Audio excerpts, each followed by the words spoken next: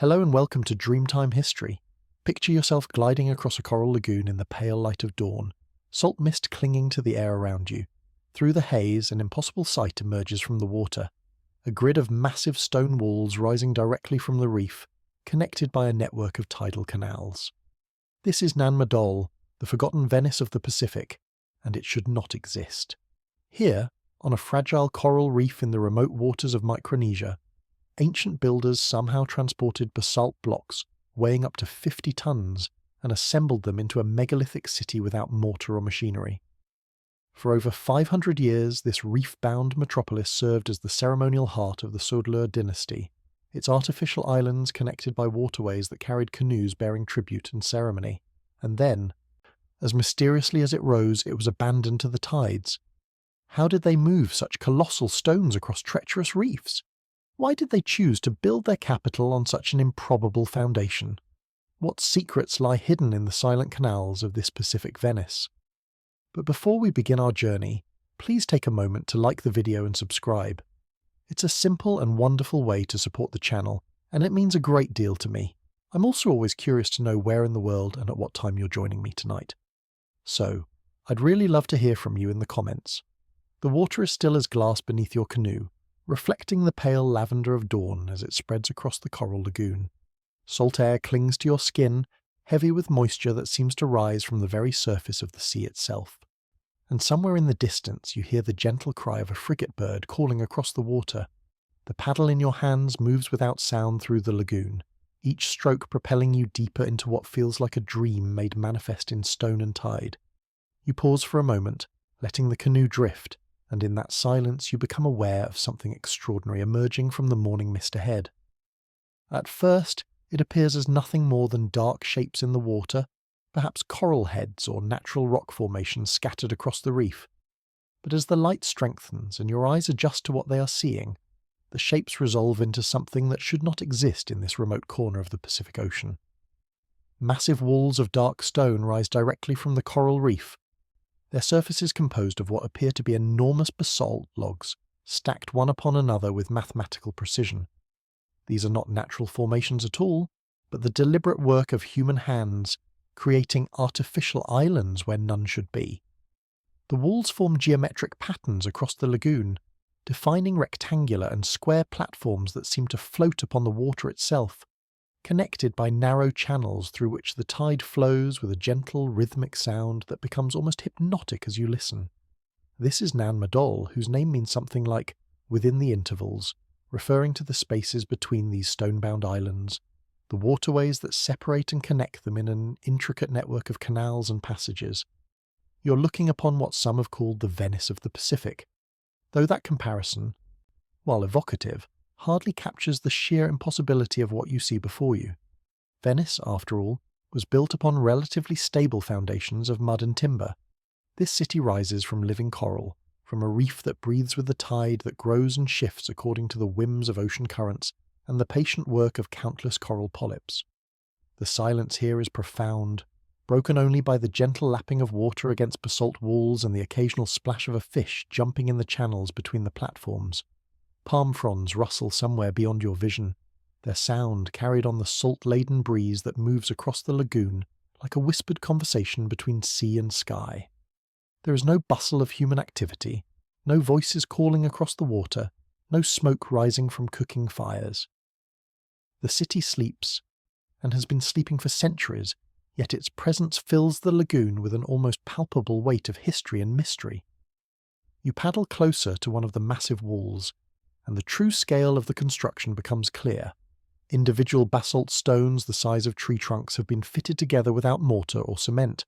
relying only on their own weight and the careful craftsmanship of their placement to hold the structure together. Some of these stones must weigh many tons, and yet here they are, transported somehow across treacherous reef flats and arranged with a precision that would challenge modern engineering. The surface of the basalt is dark and weathered, stained by centuries of salt spray and tropical rain,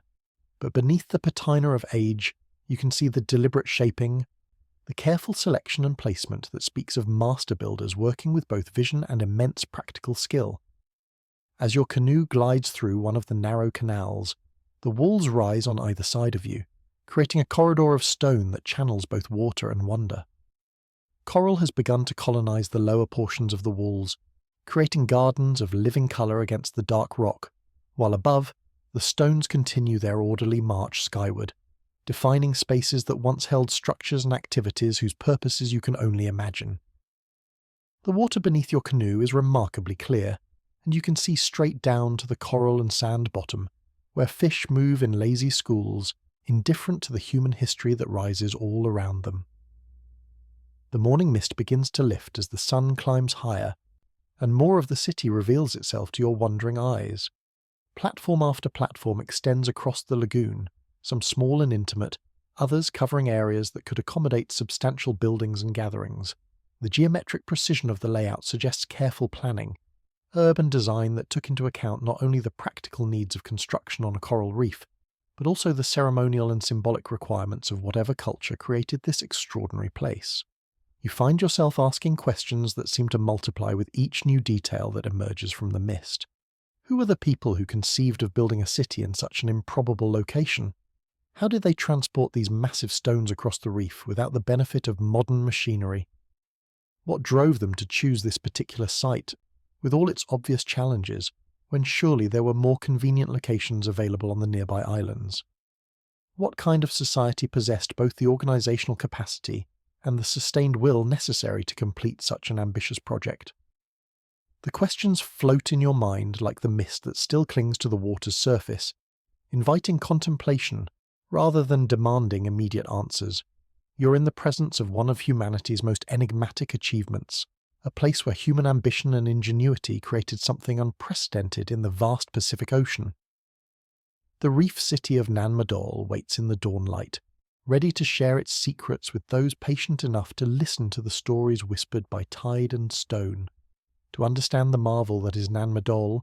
we must first step back in time and contemplate the elemental forces that shape this corner of the Pacific Ocean,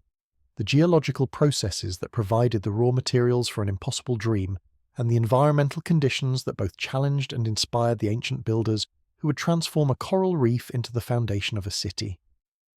Pohnpei itself rises from the deep Pacific like a vision of primordial creation, a high volcanic island that speaks of titanic forces deep beneath the ocean floor. The island's central peaks thrust upward nearly 2,400 feet above sea level, their slopes clothed in some of the wettest tropical rainforest on Earth, where annual rainfall can exceed 20 feet, and mist clings to the mountainsides like a living thing. This is no mere tropical paradise, but a landscape of almost overwhelming fecundity, where the volcanic soil nurtures breadfruit and taro,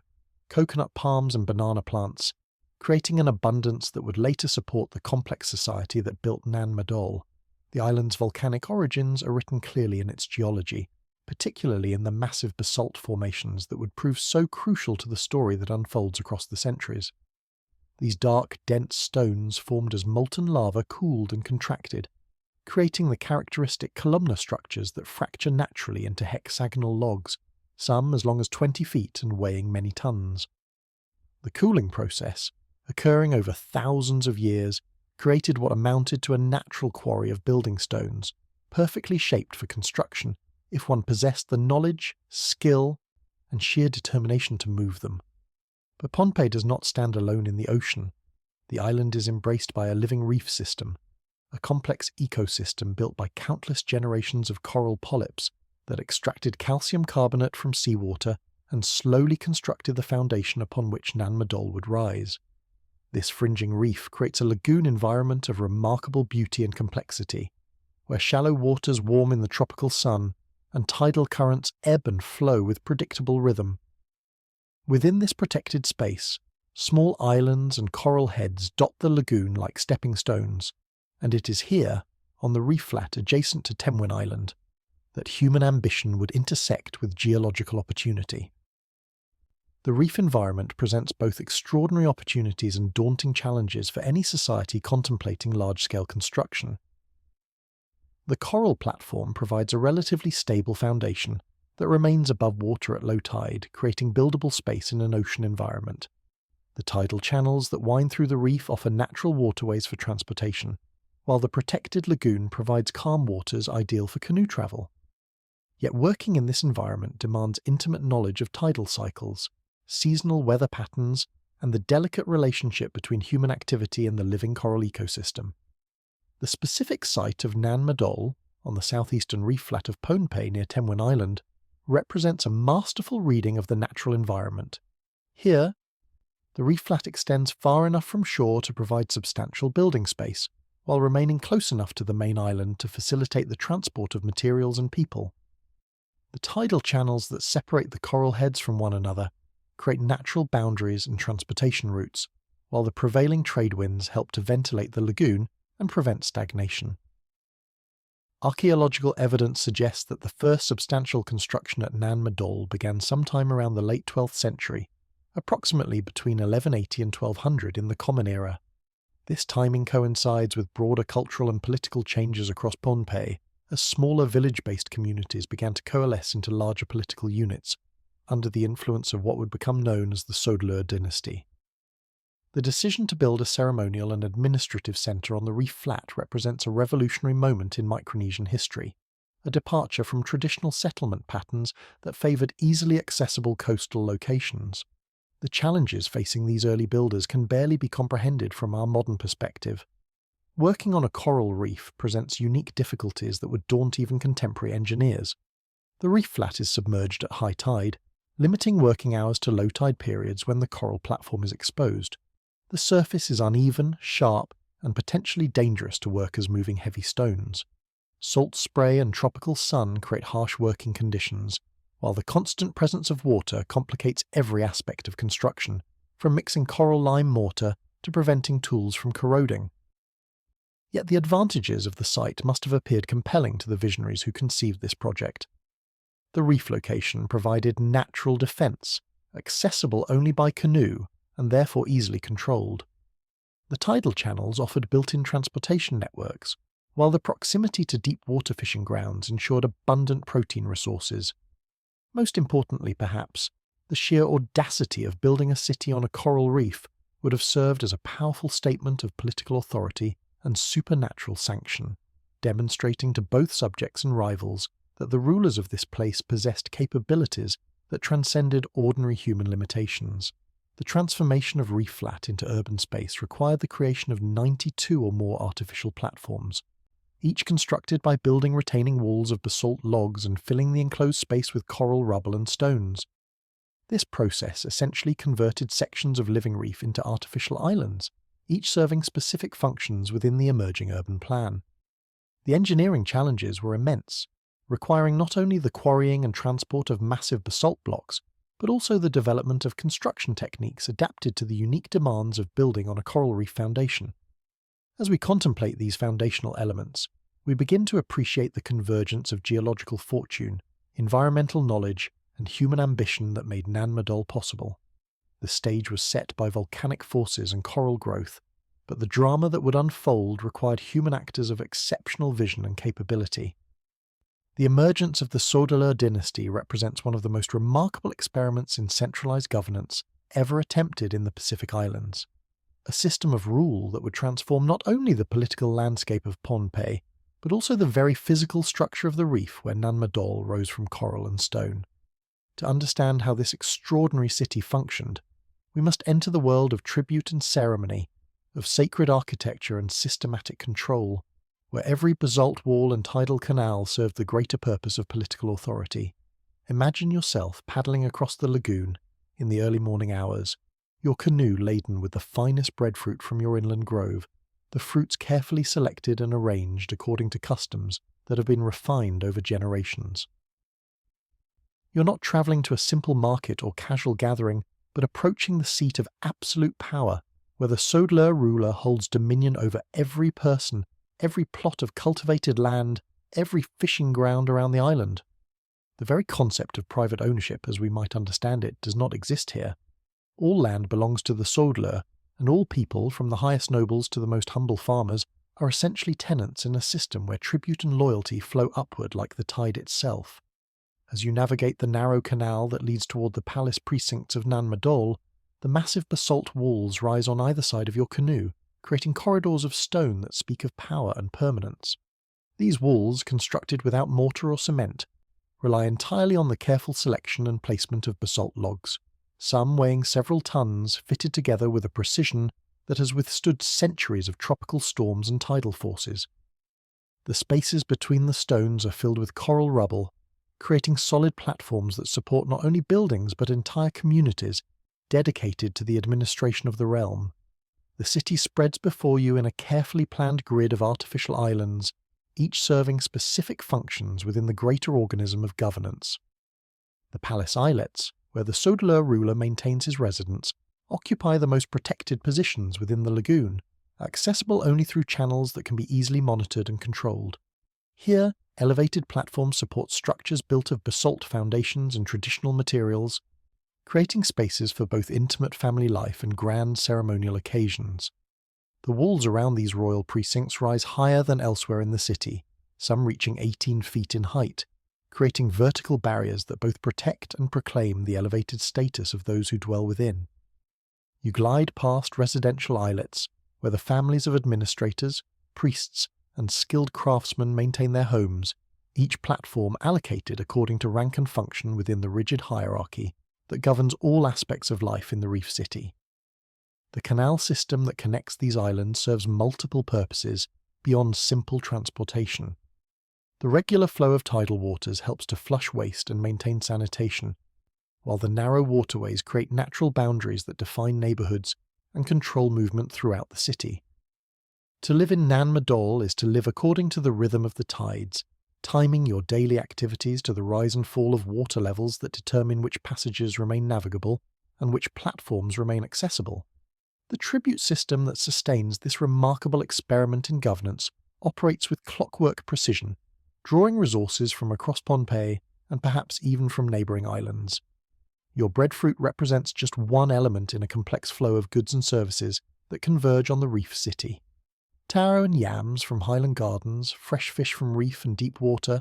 coconut oil pressed from carefully tended groves, handicrafts produced by specialist artisans, and above all, human labour measured in days and seasons of work dedicated to the maintenance and expansion of the stone city itself. As you approach the platform where tribute is received and recorded, you observe the careful ceremonies that govern these exchanges. Nothing is casual or informal in this environment, where political authority has been systematized and ritualized to an extraordinary degree. Officials trained in the proper protocols examine each offering not merely for quantity and quality, but for compliance with elaborate codes that specify exactly what each district and each family must provide according to their capacity and status. The system operates not through harsh coercion, but through the steady application of custom and expectation, creating a social machinery that channels the productive capacity of the entire island toward the support of the reef city. The monumental architecture that surrounds you serves as both functional infrastructure and symbolic statement, demonstrating the Sodalur dynasty's ability to organize labour and materials on a scale previously unknown in this part of the Pacific. The tomb complexes, where deceased rulers rest within elaborate stone enclosures, speak of beliefs about death and continuity that extend political authority beyond the boundaries of individual life. These mortuary platforms, with their carefully fitted basalt walls and coral fill, create sacred spaces that anchor the spiritual dimension of governance within the physical structure of the city itself. The daily rhythm of life in Nan Madol revolves around the intersection of practical necessity and ceremonial obligation. You hear the sound of stoneworking tools as craftsmen shape basalt blocks for ongoing construction projects, the rhythmic chanting of priests conducting rituals in the sacred precincts, the splash of paddles, and the creak of canoe hulls as the endless stream of tribute and communication flows through the canal system. This is governance made manifest in stone and water, a political system that has literally reshaped the landscape to serve its purposes, creating urban space where none existed before, and establishing patterns of authority that will endure for centuries to come. To witness the construction of Nan Madol at its height would have been to observe one of the most audacious engineering projects ever attempted in the Pacific Ocean, a systematic transformation of reef and stone that challenges our understanding of what ancient builders could accomplish with muscle, intelligence, and unwavering determination. The sheer scale of the undertaking becomes clear when we consider that some of the basalt blocks incorporated into the city's walls weigh as much as 50 tons, massive logs of volcanic rock that dwarf the capacity of modern construction equipment and humble our assumptions about the limitations of human-powered engineering. The quarrying of these enormous stones represents the first great challenge that the builders of Nan Madol overcame through a combination of geological knowledge and practical ingenuity. The basalt they required was not simply gathered from convenient surface deposits, but systematically extracted from specific locations on Pompeii, where the volcanic rock had cooled into the characteristic hexagonal columns that made ideal building material. Modern geochemical analysis using X-ray fluorescence techniques has revealed that the builders were remarkably selective in their choice of stone, drawing from particular quarries that provided basalt with optimal characteristics for construction and shifting their sourcing as preferred locations became exhausted or difficult to access. Picture yourself standing at the edge of one of these ancient quarries, where the sound of stone striking stone echoes across the volcanic landscape as workers shape the raw basalt into manageable building units. The process requires not only physical strength but also deep understanding of how volcanic rock fractures and splits, knowledge passed down through generations of craftsmen who could read the grain of the stone and predict exactly where each blow of the hammer should fall. The basalt columns, formed by the cooling and contraction of lava flows thousands of years earlier, provide natural breaking points that skilled quarrymen could exploit to create uniform building blocks, but the work demands patience, precision, and an intimate familiarity with the behaviour of stone under stress. The transport of these massive blocks from inland quarries to the reef construction site presents engineering challenges that modern archaeologists continue to debate and marvel at. The rough terrain of Pompeii, with its steep volcanic slopes and dense tropical vegetation, offers no easy paths for moving multi-ton stones, while the final leg of the journey requires crossing open water to reach the reef flat where construction proceeds. The most plausible theories suggest a combination of techniques: wooden rollers and sledges to move stones overland, rafts or specially constructed barges for water transport, and careful coordination with tidal cycles to take advantage of high water for navigating shallow channels and reef passages. You can almost hear the rhythmic chanting of work crews as they coordinate the movement of these enormous stones, the creaking of wooden rollers under immense weight, and the splash of water as rafts heavy with basalt navigate the complex channels between reef and shore. The logistics alone would have required unprecedented organisation, with teams of workers stationed at strategic points along the transport routes, supplies of food and fresh water pre-positioned to sustain the labourers, and careful scheduling to ensure that stones arrived at the construction site precisely when needed to maintain the steady rhythm of building. At the construction site itself, the assembly of these massive blocks into stable walls without any mortar or cement represents a masterpiece of stone fitting that would challenge modern masons. Each basalt log must be carefully positioned to interlock with its neighbours, creating structures that rely entirely on weight, friction, and precise engineering for their stability. The walls rise in careful courses, with coral rubble and smaller stones filling the spaces between larger blocks, creating composite structures that combine the strength of basalt with the adaptability of coral fill.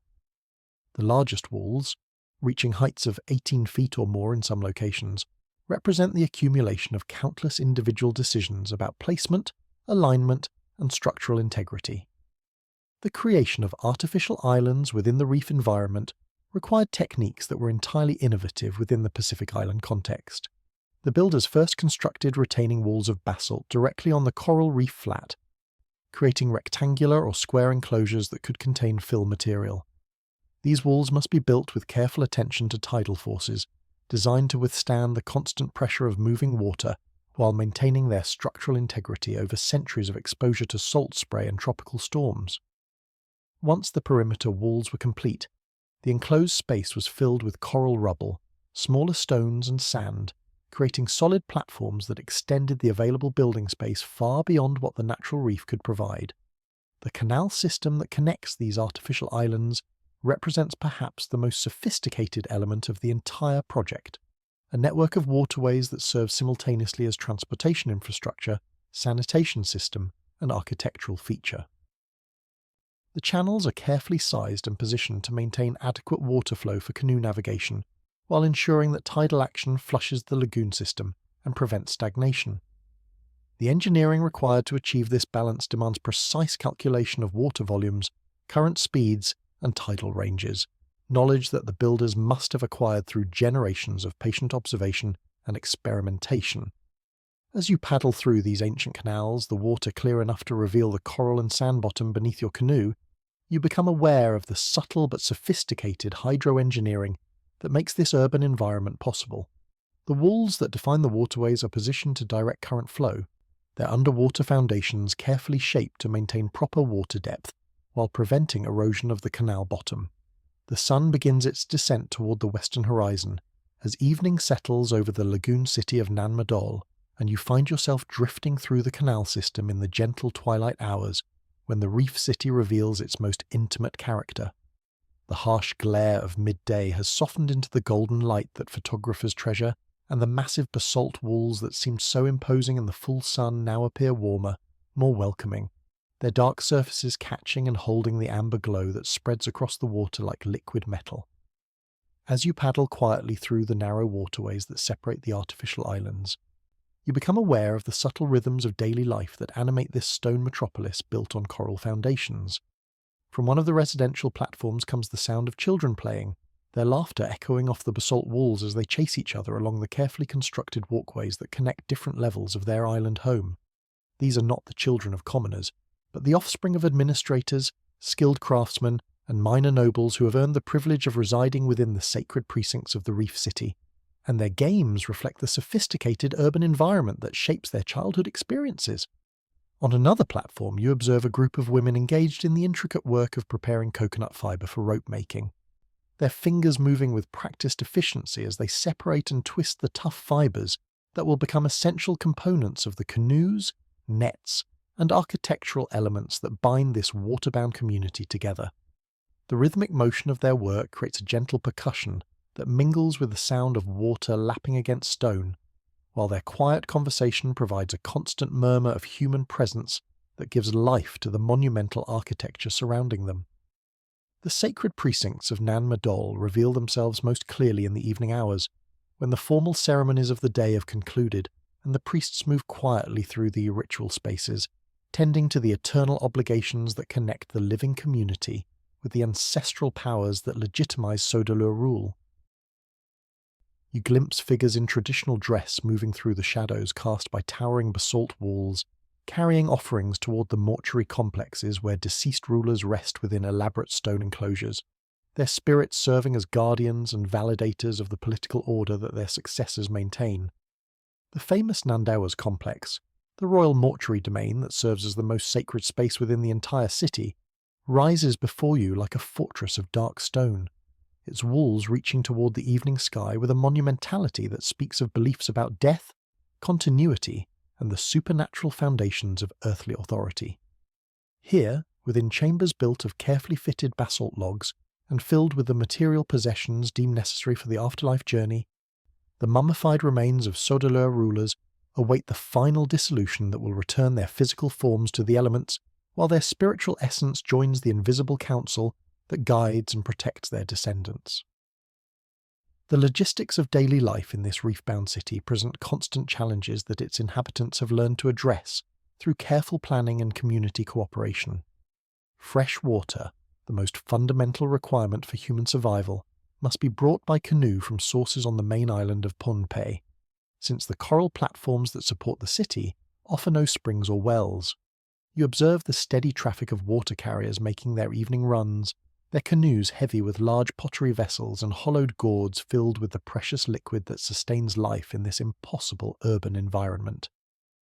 Food production presents equally complex challenges, since the artificial islands of Nan Madol provide virtually no space for agriculture beyond small gardens of herbs and medicinal plants that grow in coral sand soil brought from elsewhere. The city depends entirely on the productive capacity of Pohnpei's inland districts, where taro grows in carefully tended plots, breadfruit trees provide seasonal abundance, and coconut palms offer both food and raw materials for countless essential purposes. The tribute system that channels these resources toward the reef city operates with the precision of a well-maintained machine, ensuring that the urban population receives adequate nutrition while maintaining the surpluses necessary for ceremonial feasting and hospitality. As darkness begins to settle over the lagoon, you notice the warm glow of cooking fires beginning to appear on platforms throughout the city, each flame carefully tended within stone-lined hearths that minimize the fire danger that could devastate this densely built environment. The evening meal represents one of the few times when the rigid hierarchies that govern all aspects of life in Nan Madol relax slightly, allowing families to gather in relative privacy and intimacy, sharing not only food but also the quiet conversation that binds communities together across generations. The artisan quarters of the city come alive in the evening hours as specialists in various crafts continue their work by firelight, taking advantage of the cooler temperatures that make detailed handwork more comfortable. You hear the rhythmic tapping of adze blades shaping wood for canoe construction, the scraping of shells being converted into tools and ornaments, and the quiet concentration of weavers working pandanus leaves into mats, baskets, and architectural elements that will help to furnish the growing city. The interplay between water and stone that defines the physical character of Nan Madol becomes most apparent in these evening hours, when the tide begins to turn and the gentle current that flows through the canal system shifts direction, carrying with it the scents and sounds of human habitation, the organic waste that keeps the lagoon system healthy, and the endless conversation between coral, basalt, and seawater that sustains this remarkable experiment in urban planning. The reef city of Nan Madol did not exist in isolation, floating like some fantastical mirage on the coral lagoon of Pohnpei, but rather served as the beating heart of a vast network of exchange and tribute that extended across the scattered islands of Micronesia and beyond, connecting distant atolls and high islands through invisible threads of kinship, obligation, and mutual benefit that bound the Pacific together long before European explorers ever imagined the existence of such sophisticated maritime civilizations. Picture yourself standing on one of the elevated platforms of Nan Madol in the early morning hours, watching as the horizon gradually reveals itself through the dispersing mist, and you begin to understand the geographic reality that shaped every aspect of life in this reef-bound capital. The Pacific stretches in all directions, an ocean so vast that it contains more water than all the other seas combined, yet punctuated by chains of islands that serve as stepping stones for the skilled navigators who have learned to read the subtle signs of wind, current, and celestial movement that guide their voyages across seemingly empty expanses of blue water.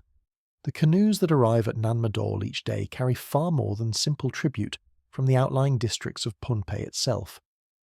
These vessels represent the terminus of trading networks that extend across hundreds of miles of ocean, connecting the reef city to sources of materials, ideas, and people that cannot be found within the limited confines of any single island, no matter how fertile or well endowed with natural resources it might be. The smooth basalt adze blades that Pohnpeian craftsmen prize so highly come from quarries on distant islands where volcanic activity has created stone of exceptional quality and workability, while the shells used for cutting tools and ceremonial ornaments originate in lagoons and reef systems that may lie weeks of careful sailing from the coral platforms where they are eventually shaped into finished goods. You observe the careful protocols that govern the arrival of these trading expeditions, as canoes heavy with cargo navigate the narrow channels that lead into the heart of the city, their crews announcing their identity and purpose through formalized chants that identify their home islands, their family affiliations, and the nature of the goods they have brought for exchange. These are not casual encounters between strangers, but meetings between participants in relationships that have been carefully cultivated over generations, creating bonds of mutual obligation that transcend the limitations of individual transactions and create lasting networks of cooperation across the scattered geography of Micronesia. The tribute system that sustains Nan Madol operates according to principles that extend far beyond the simple extraction of resources from subject populations, creating instead a complex web of reciprocal obligations that binds the reef city to communities throughout the region, in relationships that benefit all participants, though not necessarily in equal measure. The breadfruit and taro that flow toward the stone platforms of the capital represent not merely taxation paid under duress, but contributions to a system that provides security, dispute resolution, and coordination of large-scale projects that no individual community could accomplish alone.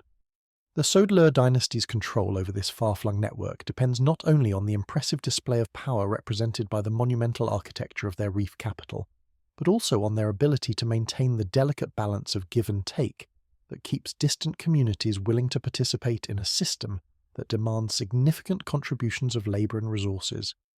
The redistribution of goods that flows outward from Nan Madol includes not only practical necessities like tools and food, but also prestige items that enhance the status of local leaders and ritual objects that connect outlying communities to the sacred centre of political and religious authority. As evening approaches and the last of the day's tribute canoes complete their business in the reef city, you witness the departure of vessels loaded with goods destined for communities throughout the Sodler sphere of influence. These outbound cargoes represent the other half of the economic equation that makes the tribute system sustainable, carrying finished goods, surplus agricultural products, and specialized craft items to markets and communities that cannot produce such things for themselves, or cannot produce them in sufficient quantity to meet their needs. The navigational knowledge that makes this far-flung exchange system possible represents one of humanity's most remarkable intellectual achievements, a body of practical wisdom that allows skilled practitioners to find their way across thousands of miles of seemingly featureless ocean, using techniques that combine careful observation of natural phenomena with mathematical precision and astronomical knowledge. The master navigators who guide the tribute fleets between Nan Madol and its tributary communities can read the direction of ocean swells that reflect off distant islands still below the horizon, interpret the flight patterns of seabirds that indicate the presence of land, and navigate by star positions with an accuracy that rivals modern instruments. The cultural exchange that accompanies this trade network enriches the artistic and intellectual life of Nan Madol in ways that extend far beyond simple material prosperity, bringing new techniques, stories, songs, and ideas that cross-pollinate between communities and create a shared Pacific civilization that transcends the boundaries of individual islands or political entities. The architectural innovations visible in the reef city's basalt constructions reflect not only local ingenuity, but also design concepts and construction techniques that have been refined through centuries of experimentation across multiple island environments, creating a synthesis of practical knowledge that represents the collective wisdom of the entire region. The first rays of dawn pierce the morning mist that clings to the lagoon surface as you approach the sacred heart of Nan Madol, where the most magnificent expressions of Sodler power rise from the coral reef like monuments to human ambition made manifest in stone and ceremony. This is the city at the apex of its glory, a moment frozen in time when every element of this extraordinary civilization has achieved perfect synthesis, when political authority, architectural grandeur, and spiritual purpose unite to create something that transcends the sum of its individual components and becomes a testament to what human societies can accomplish when vision, resources, and unwavering determination converge upon a single magnificent obsession. You glide through the sacred precincts as the morning light transforms the massive basalt walls from shadowy monoliths into gleaming surfaces that seem to glow with their own inner fire, each carefully fitted stone catching and reflecting the golden illumination that spreads across the water like a benediction. The Nandawas complex rises before you with breathtaking monumentality, its towering walls reaching skyward in a display of engineering prowess that speaks not only of technical mastery but of absolute confidence in the permanence and divine sanction of Sodler rule. Here, within these sacred enclosures, the mortal remains of deceased rulers rest in chambers built to last for eternity, their spirits serving as eternal guardians of a dynasty that has transformed the very landscape to serve its purposes. The sound of ceremonial drums begins to echo across the water, their deep rhythmic pulse marking the beginning of the morning rituals that reaffirm the cosmic order upon which all earthly authority depends. You watch as priests in traditional regalia emerge from the shadowed entrances of the sacred buildings, their movements choreographed by centuries of tradition, as they prepare the offerings and incantations that will ensure the continued favour of the ancestral powers who legitimize the Sodler system. The smoke from burning incense mingles with the salt mist rising from the lagoon, creating an atmosphere of otherworldly sanctity that transforms these artificial islands into a realm where the boundaries between earth and heaven, between the living and the dead, become permeable and negotiable. From your position in the canal, you observe the steady stream of tribute canoes that converge upon the reef city in the early morning hours, each vessel representing not merely an economic transaction, but a ritual act of submission and acknowledgement that reinforces the hierarchical relationships that bind every person, every family, every community throughout Pompeii into a single, unified system of authority. The paddlers who guide these vessels through the narrow waterways move with the quiet dignity of participants in a sacred drama. Their cargo of breadfruit and taro, fish and coconut oil, woven mats and carved ornaments representing far more than simple payment of taxes, but rather contributions to a cosmic order that ensures prosperity, security, and spiritual harmony for all who participate in its maintenance. The architectural environment that surrounds these ceremonies represents the full flowering of Micronesian engineering and aesthetic achievement, with every basalt wall, every coral-filled platform, every carefully positioned canal serving both practical and symbolic purposes within the greater design.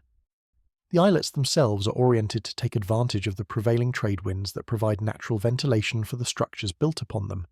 while the canal system channels tidal flow in ways that maintain proper water circulation and prevent the stagnation that could threaten the health of this densely populated urban environment. Yet these practical considerations are seamlessly integrated with spiritual and political requirements, creating spaces that function simultaneously as efficient infrastructure and sacred landscape. You notice how the morning light reveals the subtle but profound relationship between water and stone that defines the essential character of Nan Madol. The way the dark basalt walls seem to emerge from the lagoon itself, as if they were natural formations shaped by some divine hand, rather than human artifacts created through centuries of patient labour. The tidal waters that flow through the canals carry more than simple transportation for canoes and waste removal for the urban population. They represent the life force that animates this stone city, the flowing element that connects all parts of the system into a single organic whole that breathes with the rhythm of the ocean itself. The scale of human organisation required to maintain this remarkable achievement becomes apparent as you observe the coordinated activities that unfold throughout the reef city in the morning hours. Hundreds of workers move through the canals and across the platforms, each person occupying a specific role within a social machinery that has been refined over generations to achieve maximum efficiency in the management of resources, labour, and political authority. The system operates with the precision of a well-maintained timepiece, yet it remains fundamentally human in its dependence upon relationships, traditions, and shared beliefs that cannot be reduced to simple mechanical processes. As the sun climbs higher and the morning ceremonies reach their climax, you sense the profound confidence that pervades every aspect of life in this reef-bound capital.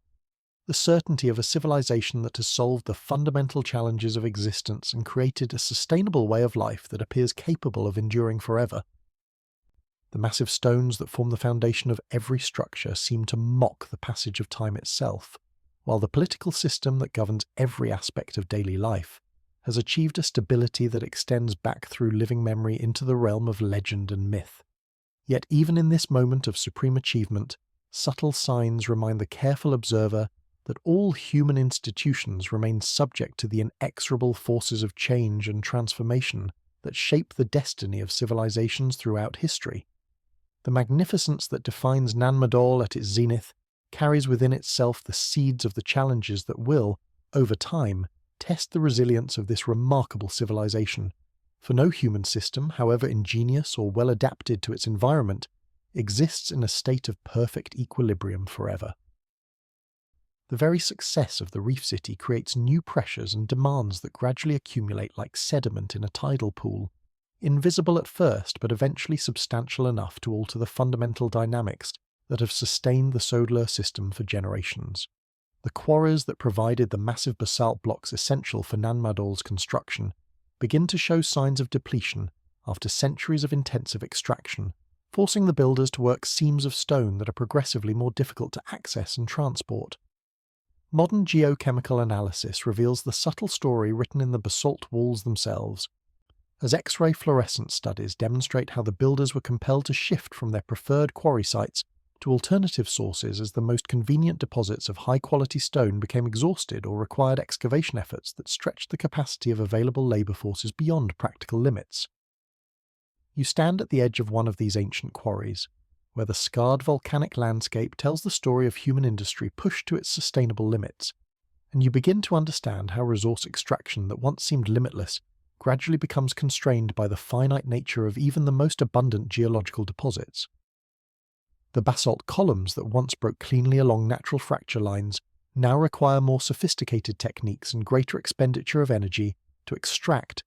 while the transport routes that once carried stone efficiently from quarry to construction site become longer and more difficult as the most accessible sources are depleted.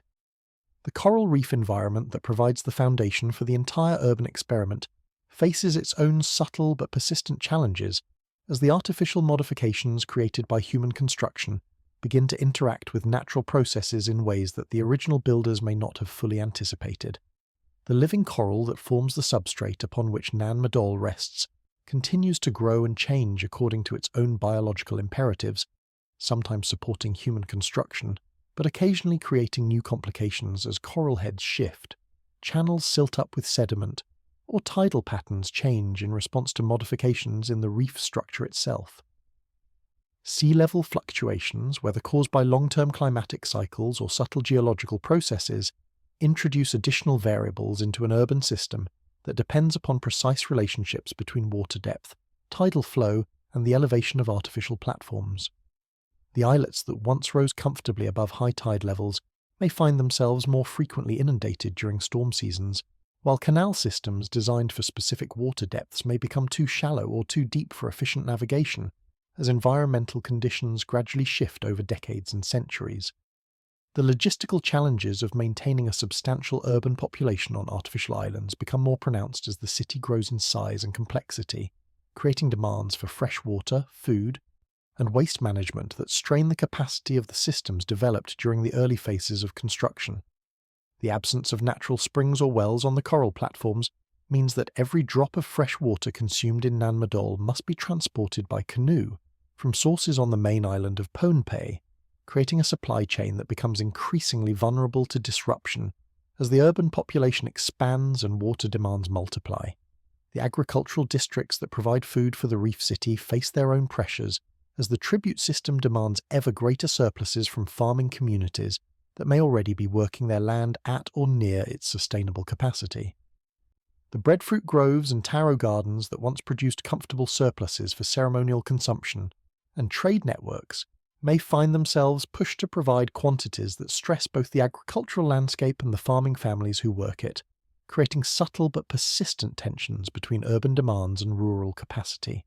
Social pressures begin to accumulate within the rigid hierarchical system that governs life in Nan Madol as the costs of maintaining the ceremonial centre and its elaborate administrative apparatus consume an increasingly large proportion of the island's productive capacity.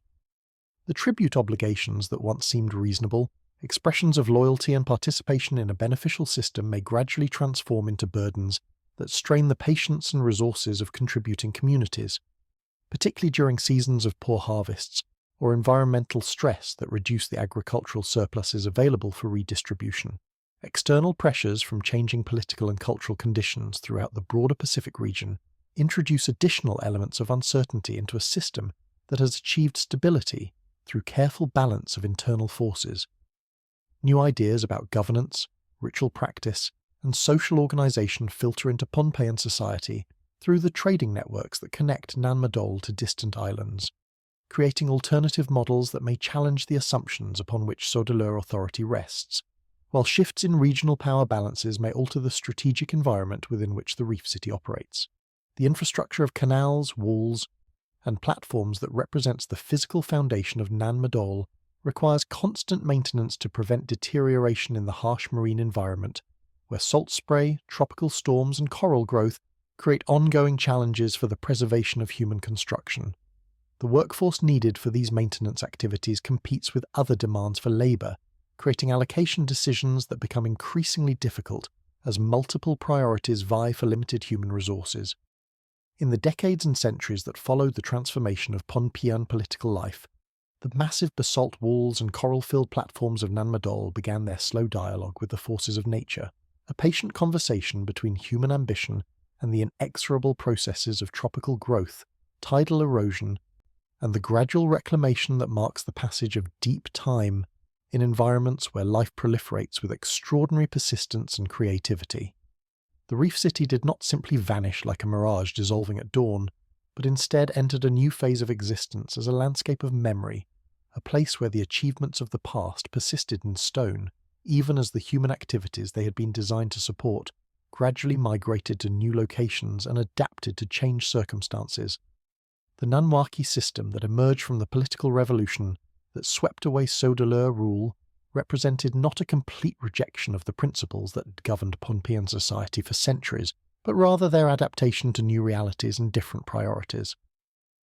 The elaborate centralization that had concentrated so much of the island's resources and population within the reef city gave way to a more distributed pattern of authority that acknowledged the practical wisdom of maintaining political centres closer to the agricultural districts and freshwater sources that sustained daily life.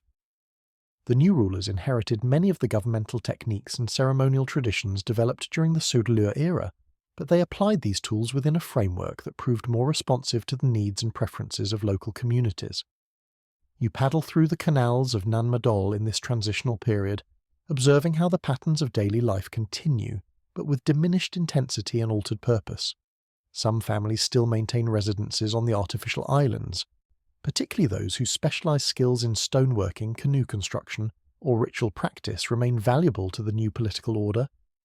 But the population density that once made the reef city buzz with constant activity has declined significantly, as people choose to relocate to more practical and comfortable locations on the main island. The massive construction projects that once defined the rhythm of life in Nan Madol have ceased entirely, though maintenance of existing structures continues on a more limited scale, as resources and labour become available.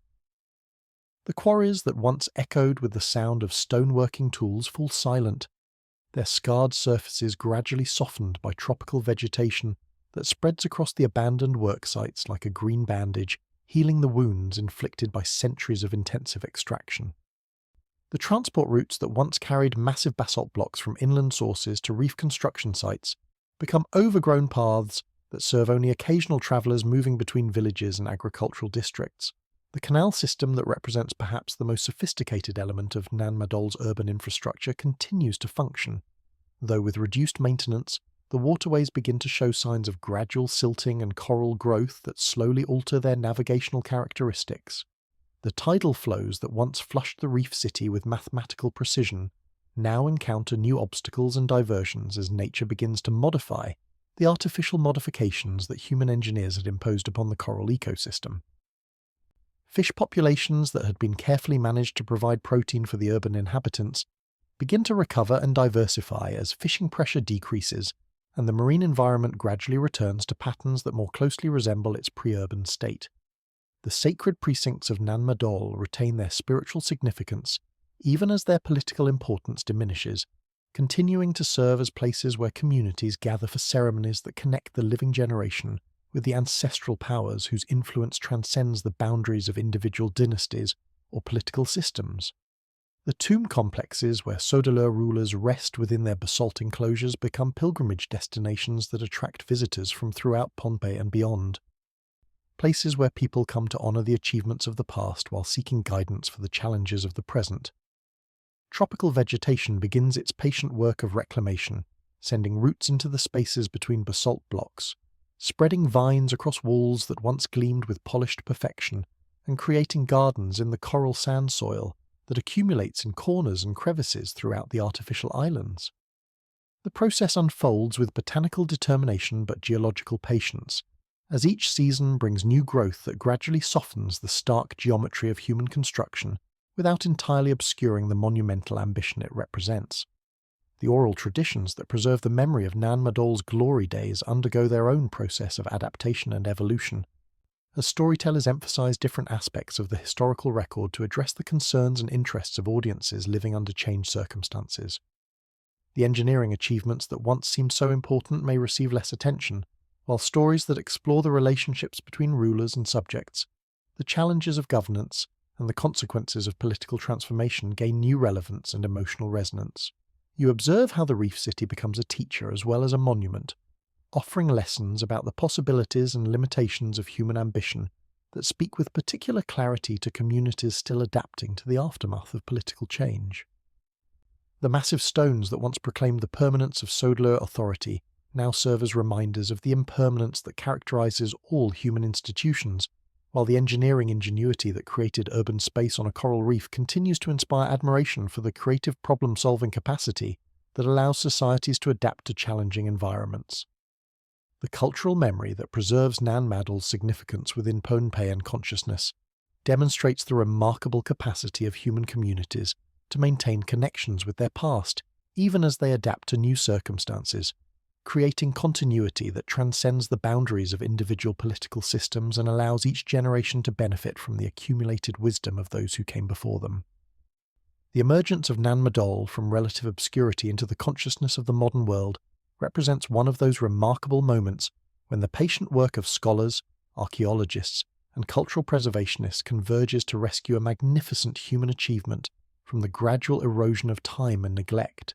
transforming what had remained largely a local treasure into a heritage site recognized as belonging to all humanity. The journey from forgotten ruins slowly reclaimed by tropical vegetation to a UNESCO World Heritage Site designated in 2016 illustrates both the fragility of historical memory and the persistent human capacity to recognize and celebrate the achievements of our ancestors across vast distances of time and cultural difference. The scientific investigation that has gradually revealed the sophisticated engineering principles underlying Nan Madol's construction represents a triumph of interdisciplinary collaboration, bringing together archaeologists, geologists, marine biologists, and specialists in ancient technologies to decode the secrets embedded in basalt walls that had stood silent for centuries. The application of modern analytical techniques to ancient construction methods has produced insights that would have seemed impossible to earlier generations of researchers, as X-ray fluorescence studies of basalt composition reveal the specific quarry sources used by the original builders, while detailed mapping of coral growth patterns helps scientists understand how the reef environment has changed since the city's construction. These investigations have systematically dismantled the romantic but groundless theories that once sought to explain Nan Madol's existence through appeals to lost civilizations, extraterrestrial intervention, or other fantastical scenarios that diminished rather than honoured the genuine achievements of Micronesian engineers and social organisers. The myth of the lost continent of Mu, which some enthusiasts claimed as the true origin of the reef city, has been thoroughly debunked through geological evidence that demonstrates the Pacific Ocean floor's stability over the timeframes relevant to human history, while careful analysis of construction techniques reveals innovations that represent logical developments from known Micronesian building traditions rather than mysterious imports from unknown sources. The recognition of indigenous agency and technical sophistication that emerges from serious archaeological investigation provides a more inspiring and historically accurate understanding of what human communities can accomplish when environmental knowledge, social organisation, and engineering innovation combine to address the challenges of building sustainable settlements in demanding environments. The quarrying techniques that extracted massive basalt blocks from volcanic formations, the transportation methods that moved multi-ton stones across difficult terrain and open water, and the construction practices that created stable walls without mortar, all represent solutions developed through generations of experimentation and refinement by communities intimately familiar with their local environment and materials. You stand today among the ruins of Nan Madol, observing how the passage of centuries has transformed the reef city into a landscape where human achievement and natural processes have achieved a kind of equilibrium, where coral growth and tropical vegetation have softened but not obliterated the geometric precision of basalt construction, creating a visual dialogue between cultural ambition and ecological patience that speaks to contemporary concerns about the relationship between human development and environmental sustainability. The lessons embedded in this ancient urban experiment have acquired new relevance as modern societies grapple with questions about resource management, centralized governance, and the long-term viability of settlements in environmentally sensitive locations. The challenges that ultimately constrain the growth and sustainability of Nan Madol offer cautionary insights that resonate with contemporary discussions about urban planning, resource allocation, and the environmental costs of monumental architecture. The depletion of preferred basalt quarries that forced later builders to work more difficult stone sources parallels modern concerns about resource exhaustion, while the logistical difficulties of supplying fresh water and food to a population concentrated on artificial islands illuminate the infrastructure challenges that face any community that chooses to build in locations that lack direct access to essential resources. The gradual transformation of the reef city from active urban centre to commemorative landscape demonstrates the remarkable adaptability that allows human communities to maintain connections with their cultural heritage even as they adapt their settlement patterns and governance systems to changing circumstances. The continuing spiritual significance of Nan Madol for contemporary Pohnpeians illustrates how places can transcend their original functions to serve new purposes that honour the past while addressing the needs of the present. Modern Micronesian communities find in Nan Madol not only a source of cultural pride, but also a repository of traditional knowledge about sustainable building practices, environmental management, and social organisation that remains relevant to contemporary challenges.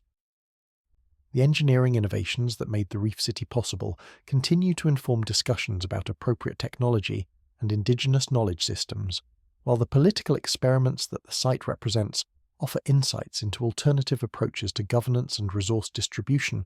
that may prove valuable as modern societies seek more equitable and sustainable ways of organising human communities. You find yourself once again gliding across the coral lagoon in the pale light of dawn, your canoe moving with the same quiet grace that has carried countless generations of travellers through these sacred waters, and as you paddle slowly between the ancient basalt walls that rise like sleeping guardians from the reef, you realise that your journey through the story of Nan Madol has become something more than a simple exploration of the past, but rather a meditation on the enduring patterns that connect all human endeavours across the vast expanses of time that separate us from the builders who first dreamed of creating a city on the coral reef. The tide moves beneath your canoe with the same patient rhythm that has animated these waters for centuries, flowing through channels carved by human hands, but shaped ultimately by forces far older and more persistent than any political dynasty or architectural ambition, carrying with it the accumulated sediment of countless seasons, the microscopic remains of coral polyps and marine creatures whose brief lives contribute to the endless cycle of growth and decay that provides the foundation for all more complex achievements. You pause to listen to the gentle sound of water moving through the stone corridors that once echoed with human voices,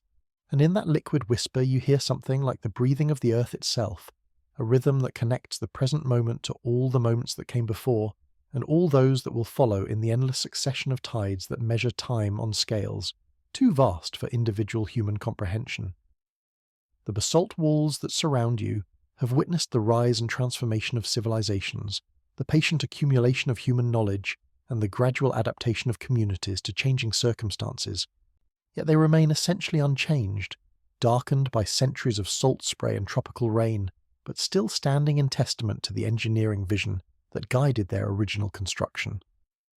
These stones have outlasted the political system they were built to serve, the ceremonial purposes they were designed to accommodate, and the urban population they once sheltered. Yet their persistence speaks not of futility, but of the remarkable capacity of human creativity to leave lasting marks upon the world, to transform raw materials into expressions of possibility that continue to inspire wonder long after their creators have returned to dust.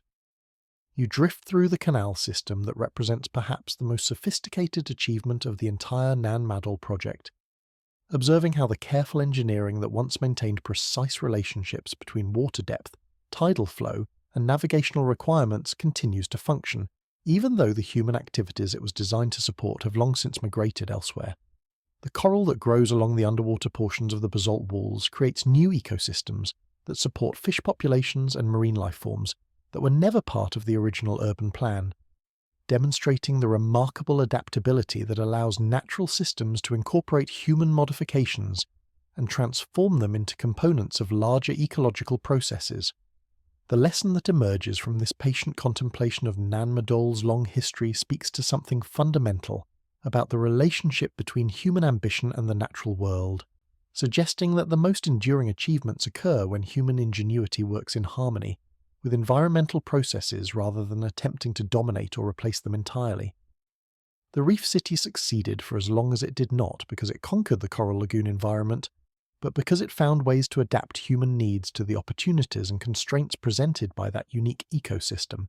creating a synthesis that benefited both the human community and the broader web of life that surrounded and supported it.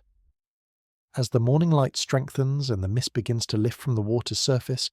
you feel the gentle pull of the tide beginning to shift, marking another transition in the endless cycle of ebb and flow that provides the fundamental rhythm for life in this place, and you allow your canoe to drift with the current, following pathways carved by countless generations of travellers who found in these waters both practical transportation and spiritual renewal. The stone walls pass by like chapters in a book written in basalt and coral, each section telling part of a story that extends far beyond the boundaries of individual lives or political systems to encompass the deeper patterns of human adaptation, creativity, and resilience that connect all cultures across time and space. You let the paddle rest across the gunwales of your canoe, feeling the gentle motion of the tide carrying you forward through channels that have witnessed the full arc of human achievement and transformation. And in that moment of perfect equilibrium between effort and surrender, you understand that the true legacy of Nan Madol lies not in the stones themselves, but in the wisdom they embody about the possibilities and limitations of human ambition, the importance of working with rather than against natural systems, and the quiet satisfaction that comes from creating something beautiful and functional that serves purposes beyond individual glory or permanent dominance. The reef city sleeps beneath the morning sun, its basalt walls warming in the tropical light, its coral gardens teeming with life that continues the patient work of growth and transformation, and you close your eyes, letting the sound of tide water moving through ancient stones carry you gently into dreams where the boundaries between past and present, between human achievement and natural process, dissolve into the deeper rhythms that sustain all life.